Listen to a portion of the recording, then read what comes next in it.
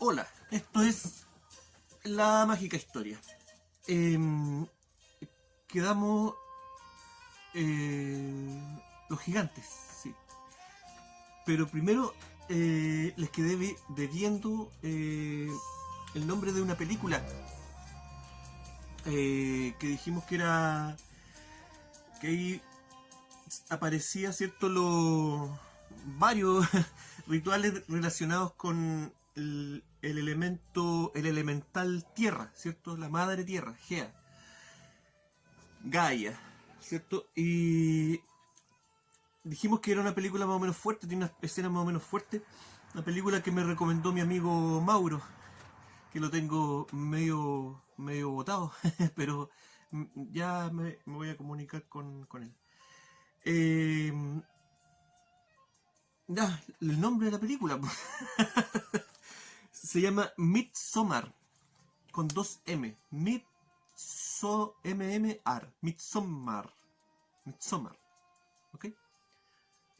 Buena la película, pero tiene algunas escenas medias fuertonas por si acaso.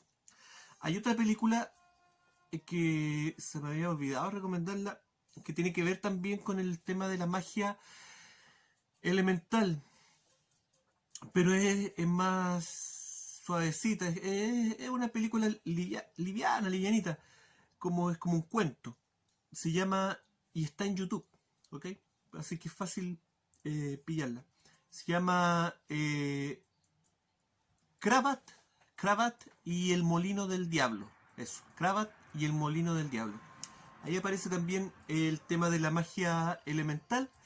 Y si usted ha visto los otros videos de este canal, le va a ser fácil comprender los mensajes que hay detrás de la película. A pesar de que es una película liviana, ¿cierto?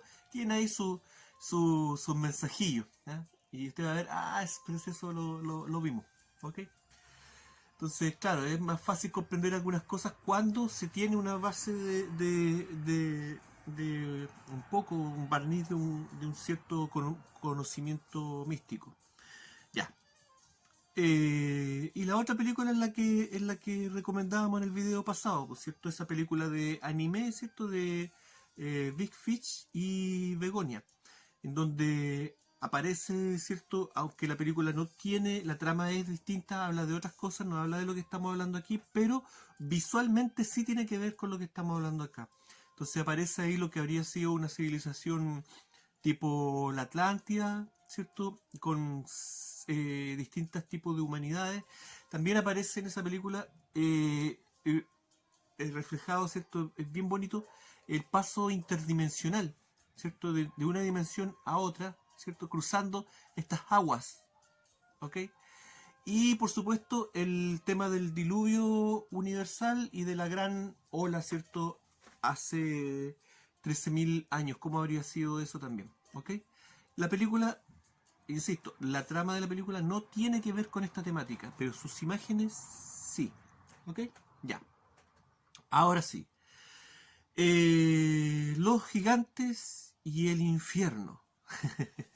Este video lo intenté hacerlo ayer, ¿ok? Pero no me salió porque quedó muy disperso y no se entendía. Una cosa es que se me vaya la onda de repente, ¿cierto? Y me eh, divague a veces en los videos. Y otra cosa es que ya no se entienda nada.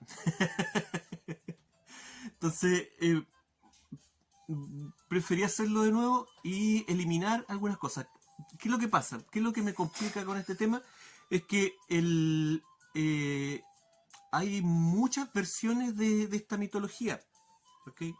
Entonces tratar de meter todas las versiones para que, más que nada, para que no te critiquen, después te digan, no, pero es que eso no es así, ¿me entienden?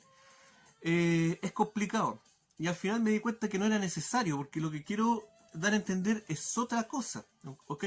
Entonces el tema de la titanomaquia, ¿cierto? Y la gigantomaquia, las guerras, ¿cierto? De los titanes, los gigantes y los dioses del Olimpo, está en internet. ¿Ok? Es fácil encontrarlo, entonces no me voy a meter mucho en ese asunto.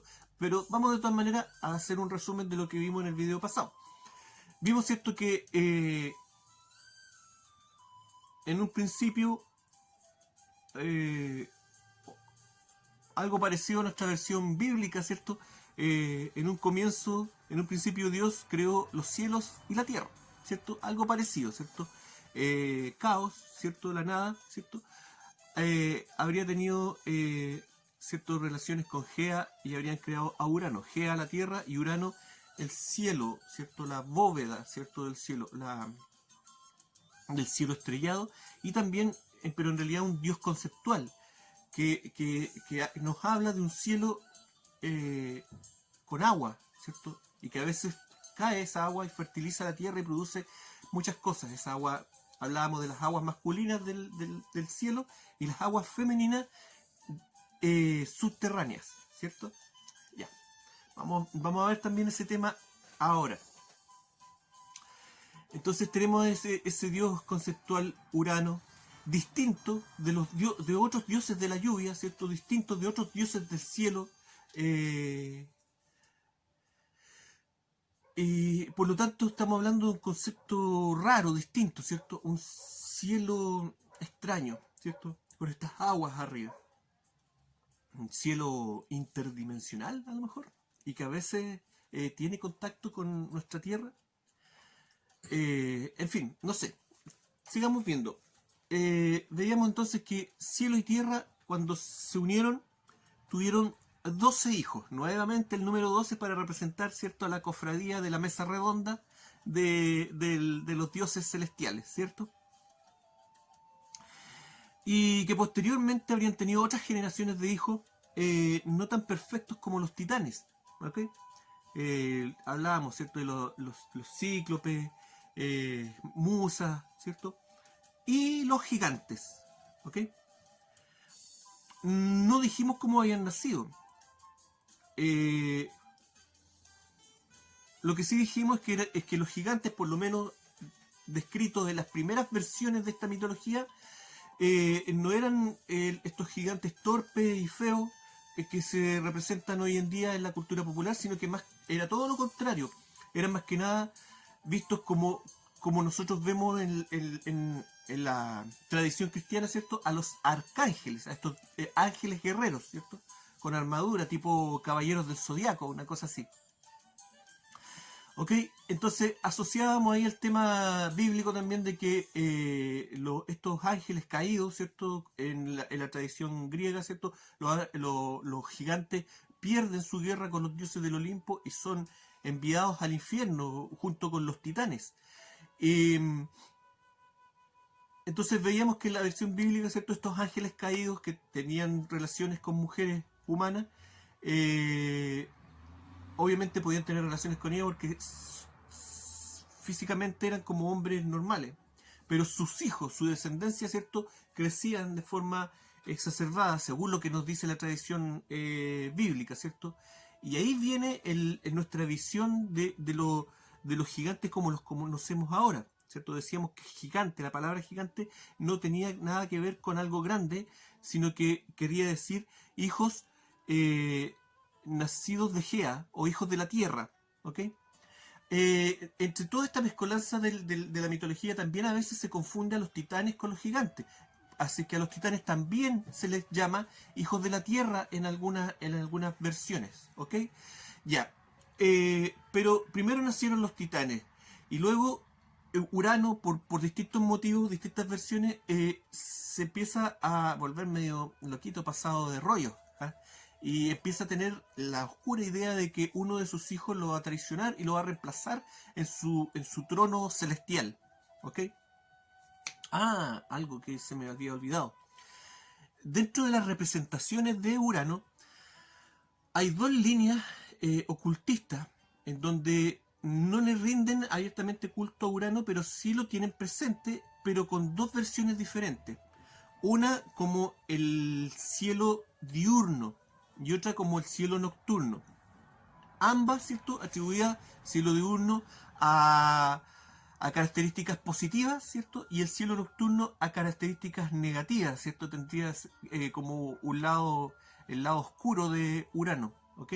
Pero el lado diurno, ¿cierto?, sería sinónimo de luz, de día, ¿ok? De Dios, ¿cierto? Decíamos en otros videos que eso significaba la palabra, día, luz del día, ¿cierto? Y que venía de la palabra Zeus, Deus, ¿ok? Entonces, ¿qué pasa ahí? Que claro, después su nieto, Zeus, le arrebata este título de luz del día, de cielo, ¿cierto? De esta cosa positiva, y se lo adjudica a Zeus, ¿ok? Eh, un detalle ahí, creo que era importante mencionarlo. Pero ¿cuándo le arrebata a Zeus este trono? Vamos con calma. Primero, ¿cierto? Tenemos a Urano que se empieza a pasar rollo por alguna profecía que decía que uno de sus hijos lo iba a reemplazar en el trono celestial. ¿Y qué hace Urano? Hay dos versiones. Una dice que impide que Gea tenga sus hijos, ¿ok? Y una vez cuando los tiene, se los envía de vuelta, una cosa así. O detiene el alumbramiento, digamos. Y otra versión dice de que eh, Urano toma a sus hijos y los envía al vientre materno, los envía al infierno, dentro del lugar más interior de la Tierra, ¿cierto? Los devuelve al interior de la Tierra, al infierno, ¿cierto? Que estaría ahí. Ok. Sea como sea, la versión, ¿cierto? Ajea, ¿cierto? Este comportamiento de su marido, de su hijo marido, ¿cierto? Porque Urano es hijo de Gea también. Eh, este loco este tipo se volvió loco. Obviamente no iba a estar cómoda Gea con esa situación. Entonces comenzó a idear un plan, ¿cierto? Gea también se volvió media psicótica, se empezó a hacer autodestructiva esta relación. Seguramente comenzaron a consumir drogas, no sé, bueno, es que hay cosas que son ahí privadas, pero se volvió tóxica esa relación. ¿Y qué hizo Gea? Se volvió loca también, pues comenzó a hacerse una guadaña o una hoz, ¿cierto? ¿Para qué? Para mutilar a Urano, a su esposo. Ya esto ya se pasó del límite ya. Y comenzó a pedirle a sus hijos que cometieran el acto por ella, ¿ok? Pero ninguno se atrevió, ninguno de los titanes. Solamente Crono respondió a ese llamado y Gea, ¿cierto? Embaucó a Urano. Ahí se puso ahí alguna cosa y lo llamó para que tuvieran relaciones nuevamente. Y bueno, cuando estaban ahí en ese acto, Crono, utilizando esta guadaña que había creado Gea, castró a su padre, ¿ok? De la sangre y del semen que Gea guardó, ¿cierto? Dijo, esto puede servir para futuro. De allí hay distintas versiones también, si por eso se complica este asunto. Gea, ¿cierto? Habría tenido las siguientes generaciones de hijos, ¿cierto? Los cíclopes, estos, ¿cómo se llamaban? Hecatónquilos, criaturas muy extrañas. A todo esto los cíclopes, a mí siempre me llama la atención que tengan un solo ojo intermedio, ¿cierto? A lo mejor estamos hablando de entidades que son solamente conciencia, ¿me entienden? Que no tienen una visión física, sino que una visión solo de conciencia. En fin, ya, me volé de nuevo. El tema es que ahí comenzaban a salir los gigantes también, a partir de esa sangre que quedó de Urano y de su semen. Y los genitales del pobre Urano fueron lanzados al mar y ahí surgió una ola, ¿cierto?, de espuma, y de ahí habría nacido Afrodita, que eso quiere decir Afrodita, nacida de la espuma, y que después, posteriormente en el Imperio Romano, ¿cierto?, sería Venus, ¿cierto? Pero estamos hablando de la misma entidad, que les cambian nombre, ¿no? ¿Ok? Ya. Hasta ahí más o menos la historia de los dioses primigenios. Luego Crono, el hijo de Urano, ¿cierto?, comienza a tener el mismo problema de su padre. También se comienza a pasar de rollo, digamos, de que uno de sus hijos lo va a reemplazar. Y Crono, ¿qué es lo que hace? Se come a sus hijos, ¿ok? Y en esta oportunidad, Zeus, con la ayuda también de algunos dioses y diosas, complota contra su padre Crono, ¿cierto? y viene la guerra de la titanomaquia, donde los titanes son enviados nuevamente al infierno, ¿ok? Y luego viene la tercera guerra, ¿cierto? Donde Gea ayuda a sus hijos encarcelados a escapar, ¿cierto? Junto con los gigantes. Y viene la gigantomaquia, en donde ya esta tercera generación de dioses, los que conocemos nosotros de la cultura popular, ¿cierto? Zeus, Poseidón, Hades, Afrodita, ¿cierto? Esos dioses ya son populares y tienen cultos en Grecia. Y son representados en el arte y hoy en día en la cultura popular. Vencen los 12 del Olimpo, ¿cierto? Nuevamente 12 de la mesa redonda. Eh, eh, y vencen a estos gigantes, ¿cierto? En distintas batallas, ayudados, ¿cierto? Según lo que le profetizaron antes de comenzar la batalla, que para poder ganar la guerra contra los titanes y contra los gigantes, debían ocupar un ser humano, ¿cierto? Y ahí viene el papel de Heracles, Hércules, que ayuda a los dioses del Olimpo, ¿cierto? Eh, y los ayuda a vencer estas guerras, ¿ok? Más o menos hasta ahí el tema de lo que se puede hablar que sea más o menos parejo en todas las versiones, ¿ok? Como les digo, estas historias están publicadas y están en el subconsciente. Pero ahora vamos a los detalles que a mí, que a mí me interesa rescatar de este asunto. Más allá de la historia en sí de las guerras, ¿cierto? En donde peleaban, ¿cierto? Con palo y piedra a veces los dioses, o se lanzaban montañas, ¿ok? Entonces, más allá de eso, me interesa, ¿cierto? El tema de, por ejemplo, que algunos titanes y algunos gigantes hayan quedado, ¿cierto? Debajo de montaña o debajo de islas, o se hayan convertido, según la versión, en islas o montañas, ¿ok? Aquí comenzamos a tener ya la relación de estas historias con, con temas de geografía, ¿cierto? Nos están hablando de lugares, eh, prácticamente lugares con vida, ¿cierto? O con alguna conciencia dormida, ¿cierto? Nos hablan de montañas en donde habría, ¿cierto? Una sensación de que ese lugar está vivo, o de islas que están ahí vivas, o a veces quedaban debajo de los volcanes, ¿ok? Mm. Y que por eso los volcanes, cuando se activaban, eran las manifestaciones de estos gigantes, ¿cierto? Eh, y aquí viene otro detalle, que es, dijimos, ¿cierto?, de que en el Olimpo quedaron, ¿cierto?, luego de estas guerras, quedaron los 12 del Olimpo, ¿cierto? ¿Cómo se llama? Dodecat, dodecat, ¿cómo se llama? Bueno, el concilio de los dioses. Pero aquí hay un detalle, que hay más dioses, más de 12 dioses en el Olimpo. ¿Qué pasa aquí? ¿Mm? Lo que pasa es que, por ejemplo, si sale un dios, uno de los 12 es reemplazado por otro dios. Entonces ahí ya tenemos que hay otro dios que también es considerado como un dios olímpico, pero el número de 12 en esta mesa redonda, dale con la usted, se mantiene. O el efecto contrario, si llega otro dios, uno tiene que salir. ¿Me entienden? Por eso hay más de 12 dioses del Olimpo, pero en un mismo instante solo deben haber 12 dioses en el Olimpo.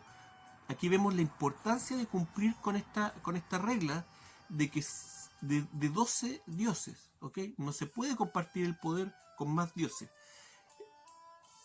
Bueno, excepto uno. Hay una excepción a la regla. Uno que siempre es considerado como un dios olímpico, pero no está presente. en el Olimpo, no está presente dentro de estos 12. Pero primero veamos una miradita cuáles son los más populares de estos dioses, de estos 12 dioses del Olimpo, ¿cierto? Zeus, conocido en Roma como Júpiter. Hera, conocido en Roma como Juno, ¿cierto? En la gigantomaquia se dice también de que por cada dios, ¿cierto? Por cada uno de los dioses olímpicos había un gigante, ¿ok? No voy a mencionar a los gigantes porque si no se me va a pasar el video en mencionar solamente listas de dioses, gigantes y titanes. No es la idea, ¿cierto? Mencionar los más importantes, ¿no? Entonces, Zeus, Hera, Poseidón, en Roma Neptuno, Apolo, en Roma también era conocido como Apolo o Febo, Atenea, ¿cierto? Conocida como Minerva en Roma, Afrodita, ¿cierto? Ya lo vimos, como Venus, Ares como Marte, Dioniso como Baco, popular Dioniso, y sus festividades, Hermes, ¿cierto? Conocido como Mercurio, ahí el dios de las ciencias ocultas, Artemisa, conocida como Diana, ¿cierto? La cazadora, la protectora de los bosques, Hefesto, conocido como Vulcano, ahí ¿cómo se llama? El herrero, ¿cierto? El fabricante de tecnología, ¿cierto? De metales y cosas nuevas. Y por último, Demeter, conocida como Ceres en Roma. Obviamente hay más, pues hay como 20 en total, ¿cierto? Pero está este detalle de que se conserva el número de dioses. ¿Ok? Pero dijimos que había una excepción, ¿cierto? Un dios olímpico que estaba presente, siempre considerado como un dios olímpico, pero que no estaba presente en la mesa del Olimpo. ¿Quién es este misterioso dios? Hades, ¿cierto? El rey del Hades, ¿cierto? ¿Por qué? ¿Por qué no estaba? Justamente por lo mismo. Porque él reinaba en el Hades, entonces no estaba separado del Olimpo. Pero había una segunda razón, ¿no? Y esta es la que nos interesa, que es que los dioses del Olimpo preferían no tener contacto con Hades, porque Hades, al estar en el inframundo, estaba sometido, se contactaba mucho con una energía rara, se contaminaba con una energía a la que los dioses parece que no les gusta tener contacto con ese tema. ¿Qué tipo de energía? Habla, ¿cierto?, la mitología griega de la energía telúrica, ¿ok? La misma que mencionan también que liberan los gigantes cuando explotan los volcanes o cuando hay un terremoto, ¿cierto? Entonces la mitología dice que los gigantes estarían liberando energía telúrica. Qué raro, ¿cierto?, de que la ciencia nuevamente retoma estos conceptos, ¿cierto? Y cuando hay un temblor, las noticias, por ejemplo, nos hablan de que se liberó tanta cantidad de energía telúrica, ¿ok? Pero ¿de qué nos estarán hablando en realidad? ¿Nos estarán hablando de un contador de dimensión, de dimensionalidad del terremoto? ¿O nos estarán hablando de otra cosa? Difícil saberlo, ¿cierto? Difícil saber hoy en día quién es quién en la ciencia. ¿Dónde termina el científico y comienza el mago? No lo van a decir públicamente, obviamente. O puede ser de que simplemente quieran rendirle un sesgo, ¿cierto? Un cierto honor ahí a los términos clásicos. Vaya a saber uno. Pero el tema es que esta energía telúrica, luego los magos druidas, ¿cierto? En Europa, los magos celtas llegaron a la conclusión de que esta energía telúrica creaba una red como de caminos, ¿ok? Unidas por puntos, ¿cierto? Energéticos, ¿cierto? Vórtices energéticos, donde se producían fenómenos raros, ¿ok? Y estos tipos aplicaron su ciencia mágica, ¿cierto? investigaron este asunto y al parecer lo aprovechaban para sus propósitos. ¿Okay? El mago Merlín ahí quizás de qué manera utilizaba la energía telúrica y estas líneas telúricas, ¿cierto? Líneas de energía, líneas en donde de forma natural o a veces o no, o a veces inducido, se creaban rutas sagradas, algunas presentes hasta el día de hoy, ¿cierto? Es común, ¿cierto? La ruta de Santiago, ¿cierto? El peregrinaje en España, ¿ok? Pero que es una ruta cristiana, pero que sigue la línea de una ruta sagrada prehistórica, ¿ok? Ahí estamos hablando de una ruta telúrica y que en algunos puntos forma un lugar especial, ¿ok? Los magos druidas también llegaron a la conclusión de que estas líneas telúricas también debían encontrarse en el subsuelo, bajo tierra, ¿ok? Y también en el cielo, ¿ok? Entonces en el cielo también hay rutas, ¿ok?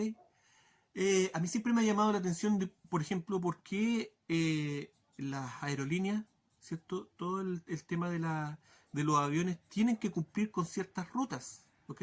Que tú no puedes pescar un avión y volar libremente, no, hay rutas en el cielo. ¿Quién fija esas rutas y por qué? Y siguiendo qué protocolo, qué patrón, no sé. Pero me llama la atención, ¿cierto? Y este tema de que los magos druidas dijeran de que habían rutas mágicas, energéticas, rutas telúricas, en la superficie de la Tierra, bajo de ella y en el cielo. Muy bien. Sigamos. Estamos uniendo los puntos, ¿cierto? De los gigantes con ya comenzando a ver temas de un poquito de geografía sagrada, conceptos, los conceptos para introducir esta idea, ¿ok? Ahora se habla de eso, de esos portales y todo eso, pero más adelante nos va a quedar más claro de por qué esto es así, por qué debe existir una geografía sagrada, ¿me entienden? O una astrología sagrada también. Paciencia, vamos a verlo. Pero hablábamos del infierno, ¿cierto? En estas guerras de titanes, ¿cierto? Y de gigantes y dioses, que los perdedores, ¿cierto? Los gigantes o los ángeles caídos o los titanes o como quiera llamarlo, eran enviados al infierno, ¿ok? Y en Grecia, ¿cuál era el infierno? ¿El inframundo? ¿El Hades? ¿Cierto? ¿Hades, el rey del infierno? No. El infierno, el Hades vendría siendo algo así como el purgatorio, ¿cierto? Que inventó este caballero Dante en su Divina Comedia. Un lugar así como intermedio, en donde estaban las almas ahí flotando en el río Estigia. Pero el Hades no era necesariamente un lugar macabro o de castigo, ¿cierto? Había un lugar más penca, reservado para las personas que se habían comportado de mala manera. Pero las personas sobresalientes lo pasaban muy bien. En el Hades estaban, ¿cierto?, los campos elíseos, ¿cierto? Un verdadero paraíso para los héroes y las personas destacadas. Entonces, los griegos decían de que bajo el Hades, mucho más abajo, ¿cierto? Más abajo de este lugar que nos representan las películas, así como un laberinto, ¿cierto? O como sea, mucho más abajo estaba el verdadero infierno, el Tártaro, ¿ok? A pesar de que hay personas que aquí, ahora recientemente, esto era aceptado, pero ahora recientemente hay personas que discuten mucho este asunto, está muy complicado, porque hay personas que ahora ya se ofenden con que el Tártaro, ¿cierto?, sea asociado a algo infernal, ¿cierto? ¿Por qué? Lo hablábamos un poco cuando empecé este canal con el tema de la moda de Tartaria, ¿cierto? Y hacer creer que Tartaria era como una civilización avanzada, ¿cierto? Un imperio asociado al imperio ruso. No, Tartaria no era eso. Tartaria era la cultura que estaba en Europa del Este, el Asia Central y Siberia. Una cultura, ya lo vimos, ¿cierto? Una cultura compartida, ¿cierto?, entre razas caucásicas y asiáticas. Eh, se discute, para empezar, el término Tartaria. ¿Ok? Primeramente se parece que Tártaro, Tartaria, perdón, Tártaro, el Tártaro era el infierno. Tártaro en un comienzo era un dios, y se le atribuye también la paternidad de los gigantes en algunas versiones, ¿cierto? Que los gigantes serían hijos de Tártaro, ¿ok? Y luego el Tártaro se convierte en este lugar en donde eran enviados como castigo todos los perdedores de estas guerras, ¿ok? Eh, Ahí vemos un poco cómo se fue transformando la imagen de los gigantes, de una imagen angelical a una imagen más monstruosa, ¿cierto? Barbones, con pies de serpiente. En Pérgamo, hablábamos de Pérgamo, la Alejandría chica, ¿cierto? Hablábamos de lo avanzado de su arte, que llama la atención. Bueno, llegaron los arqueólogos alemanes y se llevaron la fachada completa del templo principal de Pérgamo, ¿cierto? El templo a Zeus, el trono de Zeus, y la montaron en una exposición permanente en Berlín, ¿ok? El templo completo, la fachada completa del templo. Es precioso, impresiona lo bien conservado que está. Y por todo alrededor de esa fachada hay un relieve también con un arte muy exquisito, donde se relata en figuras, en esculturas, se relata la guerra de los gigantes, ¿cierto? La gigantomaquia. Y ahí se representan los gigantes con pies de serpiente, ¿ah? Barbones, como el viejito pascuero musculoso, y con pies de serpiente, ¿ok? Obviamente esta imagen fue cambiando con el tiempo cuando los griegos comenzaron a tener guerras con los escitas, ¿cierto? Y con todas estas tribus bárbaras provenientes del este. ¿De dónde? Del Tártaro, ¿ok? A pesar de que en ese tiempo era Escitia. Y luego en la Edad Media se comenzó a llamar al Asia Central, se la comenzó a conocer como como el Tártaro, Tartaria, ¿cierto? En fin, insisto, ahora hay polémica, hay gente que no quiere que se asocie el término Tartaria como algo de infernal, pero a mí por lo menos una cosa de sentido común me cuadra de que las personas de Europa, ¿cierto?, consideraran a los bárbaros del este como un territorio infernal, porque no entendían el nivel de violencia de esta gente. Lo veíamos en otro video, ¿cierto? A pesar de que ese nivel de violencia no quiere decir de que esta gente fuera tonta o retrasada. No, hay vestigios de que tenían una civilización bastante avanzada, pero al mismo tiempo bastante agresiva y violenta. Hay pruebas arqueológicas que lo respaldan, digamos, en ese sentido. Ok, Tártaro, ¿cierto? Enviaban a los ángeles caídos al Tártaro. También hay algunas versiones de la Biblia, no en todas, aparece, ¿cierto?, cuando dicen de que todos estos ángeles que habrían pecado, Dios los habría enviado al infierno. Y en otras versiones dice al Tártaro, ¿ok? Mencionan ahí el término. Pero ¿dónde quedará el Tártaro? Si existiera, ¿cierto?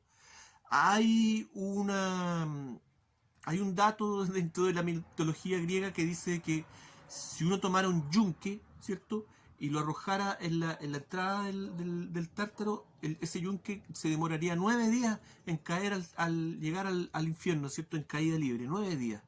Mm. Pero eso es como un poco vago, ¿cierto? ¿Habrá alguna pista, otra pista por ahí, rebuscando, tratar de encontrar el Tártaro, si existiera algo real, si estuviera a lo mejor, no sé, a lo mejor basado en algo real estos mitos? Bueno, lo mismo comenzaron a, a pensar algunas personas durante el inicio del Renacimiento, ¿ok? Sobre todo estas familias poderosas de la Toscana, ¿cierto? Los Medici. comenzaron a cuestionarse el tema del infierno. Para ellos, al parecer, era muy importante saber si existía el infierno en forma física. Y comenzaron a hacer no un festival, sino que una conferencia en donde fueron invitados grandes pensadores. Y uno en especial que sacó unos cálculos para demostrar dónde más o menos se encontraba el infierno, y otros cálculos más. ¿Quién era este señor? Galileo Galilei, uno de los padres de la ciencia. Claro que sí. Y esto lo voy a disfrutar. Claro que sí. Uno de los padres de la ciencia, disertando acerca del infierno. ¿Dónde queda el infierno? Yo les voy a decir. Y ocupando como base, como prueba científica, ¿cierto?, el libro, ¿cierto?, la Divina Comedia de Dante, escrita, ¿cierto?, a principios del 1300. Esto fue en el año 1588, no sé si lo dije. Claro que sí. Galileo Galilei era joven, había salido recién del instituto y la verdad es que no le estaba yendo muy bien, a pesar de que ya era una persona brillante, pero eso no muchas veces no se refleja en el tema económico. Había decepcionado ya a su papá, qué sé yo, ya tenía algunas responsabilidades y del cielo le cae esta invitación de la familia Medici para viajar a Florencia y exponer acerca del infierno basado en este libro de Dante, la Divina Comedia. ¿Qué hizo Galileo? Bueno, no rechazó la oferta y trató él, ¿cierto?, de racionalizar lo más que pudo el tema. Pero que sea así, aquí vemos, este asunto no le gusta a los divulgadores científicos, no les gusta mucho que se sepa este tema. Claro que sí, porque esto refleja cómo era la ciencia en sus inicios. Claro, la ciencia no era lo que es hoy en día, ¿cierto? Un método que nos entrega respuestas lógicas, pero no siempre las respuestas de la ciencia son las más racionales. ¿Ok? Y eso está demostrado científicamente. Claro, la neurociencia nos dice de que, por ejemplo, la física cuántica nos habla de realidades paralelas y cosas raras que no están hechas para la mente del hombre. ¿Ok? Algo muy raro. ¿Para quién entonces se está desarrollando la física cuántica? ¿Cierto? Dando respuestas. Claro, te entregan una respuesta, pero ¿es una respuesta razonable? Muchas veces no, se escapa, ¿cierto?, de lo que es razonable, es decir, de lo que el cerebro humano puede absorber para su beneficio, ¿cierto?, para poder sobrevivir, ¿cierto? El ser humano se crea en su mente una realidad que le sirve para sobrevivir. Y ya lo vemos que la neurociencia dice que esta física, ¿cierto?, demasiado elaborada se escapa de esos rangos, ¿ok? Se escapa de lo racional. En fin, ahí tenemos Galileo Galilei exponiendo acerca del infierno, ¿cierto? Tratando de racionalizar este asunto, tratando de ganarse el favor de esta familia y sacando algunos cálculos. Por ejemplo, llegó a la conclusión de cuál era el tamaño de Lucifer, ¿ok? Esto basado en el tamaño de Dante, ¿ah? Y sacando ahí algunas proporciones, comparándolo con el gigante Nemrod, ¿cierto? El rey, el esposo de Semíramis. Y aquí tenemos a Galileo Galilei, ¿cierto? Uno de los padres de la ciencia, hablando de gigantes, ¿ok? O sea, él haciendo esa misma exposición hoy en día, subiéndola a YouTube, ¿cierto? Sería calificado ni siquiera como pseudociencia, sería calificado abajo. Ya me imagino los comentarios que le dejarían: conspiranoico detectado aquí. Vete a tu casa, ignorante, tal por cual, ¿cierto? Claro que sí. Pero en ese tiempo su exposición fue brillante y llamó la atención de la familia Medici, muy poderosa, y después de aplaudirlo le entregaron su primer trabajo como profesor en una universidad en Pisa, ¿ok? Pero hay otro dato dentro del trabajo que hizo él en ese momento que es interesante, que él llegó a... no les dije cuánto medía Lucifer.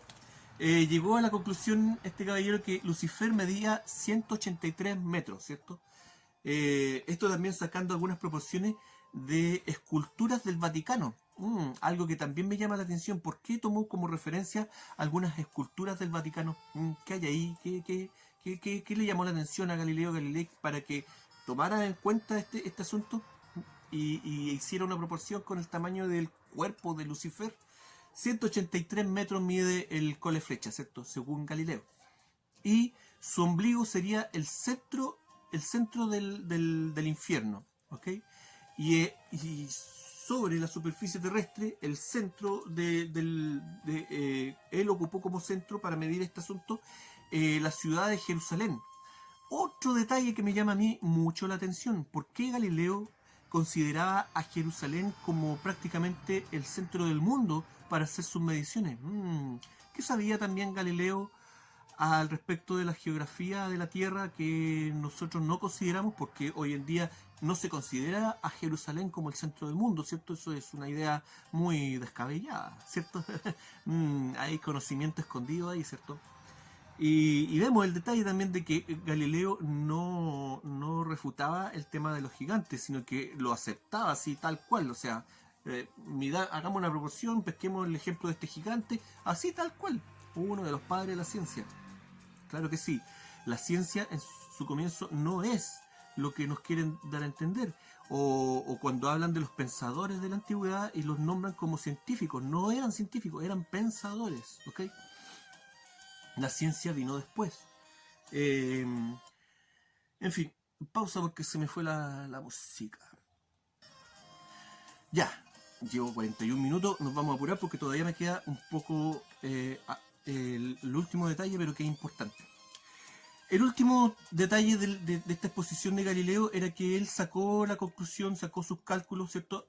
A partir de los datos de los 9 niveles del infierno descritos por Dante.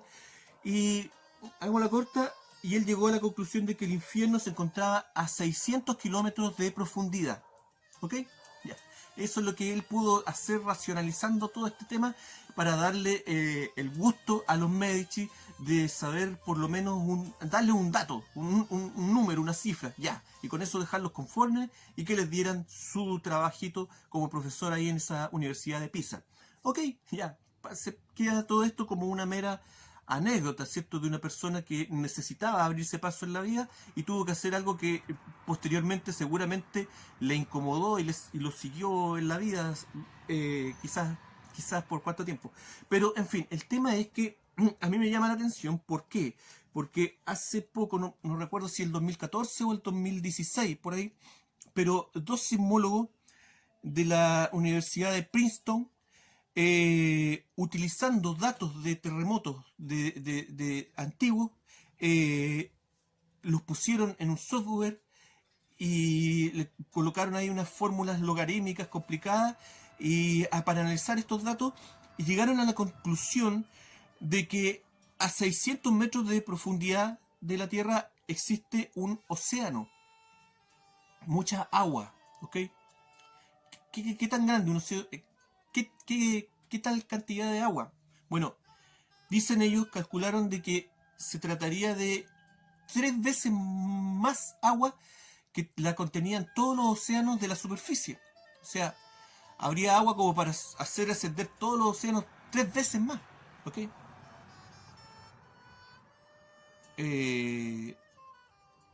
Wow.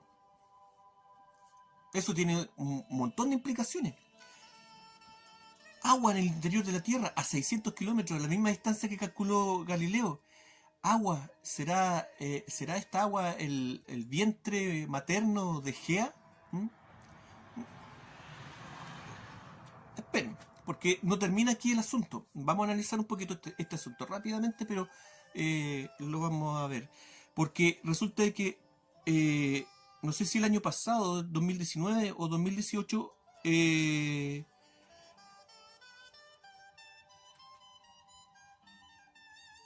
perdón, el primer estudio lo realizó Graham Pearson de la Universidad de Alberta en Canadá, me equivoqué, ¿cierto? Es el estudio del tema del océano debajo del agua.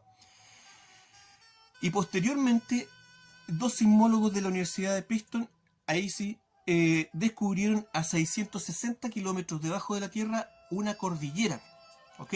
O sea, en el mismo nivel donde está esta agua, y este es un estudio ni siquiera en paralelo, no tuvieron contacto estos dos estudios, pero ocuparon las mismas técnicas. ¿Qué es lo que pasa?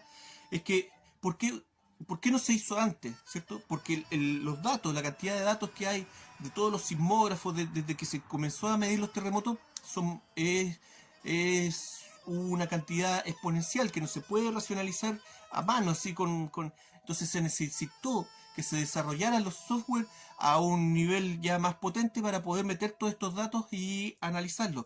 Por eso es que, ocupando más o menos la misma técnica, estos caballeros, es una pareja, es una sismóloga y un sismólogo, llegaron a la conclusión de que existe una cordillera a 660 kilómetros, promedio 660. Es decir, lo mismo que había calculado Galileo. ¿Coincidencia? ¿O Galileo tendría algún dato real aparte de la Divina Comedia? ¿O en la Divina Comedia habrán datos reales en ese libro? No sé. Todo puede ser. Pero el tema es ese. Ahora hay que tomar en cuenta de que estas deducciones, ¿cierto?, es ciencia teórica basada en datos indirectos, ¿cierto? Fórmulas matemáticas, ¿ok? Volvemos nuevamente a que el papel se presta para todo, ¿ok? No hay pruebas físicas y no lo van a ver, porque hasta ahora se ha estudiado hasta 7 kilómetros de profundidad. Los rusos creo que pudieron avanzar un poco más y se encontraron que a medida que iban haciendo su excavación, ¿cierto? Creo que llegaron a 14 kilómetros y a partir de los 12 ya era muy complicado seguir. Y cuando lo hicieron, todo era al revés. Todo lo que la ciencia no había dicho, los datos que ellos iban encontrando eran totalmente al revés de lo que se había encontrado. En fin, el tema es que no hemos rajuñado nada, ¿cierto? 7 kilómetros, 12 kilómetros, 14 kilómetros, eso es nada. Se supone que la corteza terrestre tiene promedio 40 kilómetros de espesor, solo la corteza, ¿ok? Y de ahí viene un primer manto, se supone, medio acuoso y con mucho calor, se supone, pero al parecer puede ser al revés, hasta los 400 kilómetros.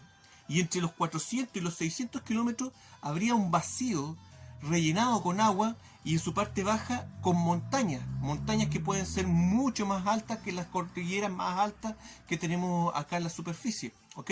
Algo asombroso de imaginar. Nuevamente, conclusiones sacadas con datos indirectos, ¿ok? Simplemente evaluando datos. Pero con respecto a este tema de que exista un océano debajo de la Tierra, allí hay un tema súper complicado, súper delicado para la ciencia. Y es que cuando uno se preguntaba de dónde vino el agua que existe en la Tierra, ¿cierto? Independiente del ciclo del agua, ¿cuál era la respuesta de la ciencia? ¿Ah? No, esta vez nos sacaron un meteorito porque los meteoritos no tienen agua.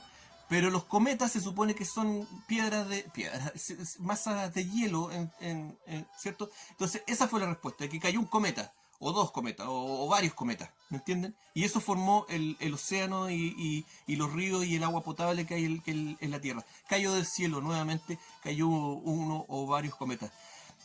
Intragable, pero sin embargo ahora tenemos otra posible versión, ¿cierto? Basada en datos científicos. Aquí se está jugando con las mismas reglas, ¿ok? Y nos hablaría, ¿cierto?, de que la Tierra tendría un sistema acuoso de la Tierra, digamos, no externo, ¿ok? Que el agua que está en la Tierra vendría de la Tierra, ¿ok? Y posiblemente de estas aguas subterráneas, estas aguas femeninas, ¿cierto? ¿Cómo se forman los océanos? ¿Por qué los océanos tienen agua salada? ¿Por qué hay algunas lagunas con agua salada? ¿Por qué existe el agua salada y el agua potable? ¿Cierto? Comenzaría a lo mejor, si esto pudiera seguir avanzando, descartando, abriendo posibilidades y despejando a lo mejor muchas dudas con respecto al agua terrestre. ¿Será ese el Tártaro? ¿Dónde están los ángeles caídos? ¿Cierto? Las tradiciones hablan de un lugar, que los ángeles caídos fueron enviados a un lugar frío. Mucha gente dice que entonces tienen que estar en la Antártida, ¿ok? Pero dependiendo de cuándo hayan sido las guerras de estos titanes y gigantes, la Antártida ha pasado también por momentos en donde no tiene hielo, ¿ok? En fin, ¿cómo será el interior de la Tierra? ¿Será frío? ¿Será caluroso? Al parecer no se ponen de acuerdo todavía. Y todavía queda un tercer estudio, que este ya es reciente, apareció hace poquito. Ni siquiera tengo el dato de la universidad que lo hizo, pero la técnica fue la misma: tomar estos datos de sismógrafos, de terremotos, y aplicarle estos logaritmos. Y llegaron a la conclusión ahora de que 3.000 kilómetros bajo la Tierra, a 3.000 kilómetros de profundidad, existirían estructuras sólidas gigantes. ¿De qué tipo? No se sabe. ¿De qué material? No se sabe. Si serán de piedra o de algún acero, fierro, no sé. Obviamente dicen que son de origen natural porque es imposible que sean de origen artificial. Eso es lo que nos dice la ciencia, ¿cierto? Pero ese es el dato, de que a 3.000 kilómetros de profundidad existirían estas estructuras gigantes, ¿ok? Pero hay otro dato que a mí me llamó la atención, y que estas estructuras estarían conectadas hacia arriba con la isla de Hawái y con unas islas frente a las costas de la Guayana francesa, aquí en Sudamérica. Pero lo de Hawái me llamó la atención porque Hawái es, ¿cierto? Es un volcán generador de islas, ¿cierto? Veíamos en otro video de que a partir de Hawái comienza una cordillera bajo el mar, ¿cierto? De volcanes extintos que llega incluso hasta Siberia, hasta conectarse con las islas Aleutianas, que las islas Aleutianas serían donde afloran estos volcanes, esta línea de volcanes, pero que comienzan en Hawái. Ahí está este volcán, ¿cierto? Este magma que sale de la tierra y que empuja, ¿cierto? Estos cerros que se van creando, los empuja hacia el norte, y se va creando esta cordillera que empieza ahí en ese lugar. Y ahora, coincidentemente, encuentran que hay una estructura gigante cerca del núcleo de la Tierra, ya estamos hablando cerca del centro de la Tierra, y que está conectado con esta isla, la isla de Hawái, y con las islas Caroe frente a la costa de Sudamérica. Se me alargó harto el video, pero creo que el tema estaba interesante, y tenía conexión el tema de los gigantes con la geografía sagrada que vamos a comenzar a introducirnos en los siguientes videos. ¿Qué habrá debajo de la Tierra? ¿Qué se podrá seguir encontrando, cierto? ¿Estarán los hijos de la Tierra aún debajo de la Tierra? ¿Estarán estos gigantes? En fin, muy difícil saberlo, muy difícil interpretar la mitología, ¿cierto? Algunas personas indican de que mito quiere decir mentira, pero es obvio de que todos estos cuentos, todas estas leyendas, posiblemente algún rasgo, algún sesgo de realidad tienen. ¿Y por qué eliminarlo de la búsqueda del conocimiento? Si en un principio ya lo veíamos, los hombres de ciencia no descartaban cualquier cosa así porque sí nomás, porque el método científico lo prohíbe. No, ya vemos a Galileo tomando ciertos libros ficticios como pruebas científicas, y que no descartaban ideas que son ahora ridículas para la ciencia, como la posibilidad de un infierno físico, o la posibilidad de la existencia de gigantes. En fin, vamos a seguir viendo este tema. Gracias, que estén todos súper bien. Cuídense, esto fue La Mágica Historia. Chao.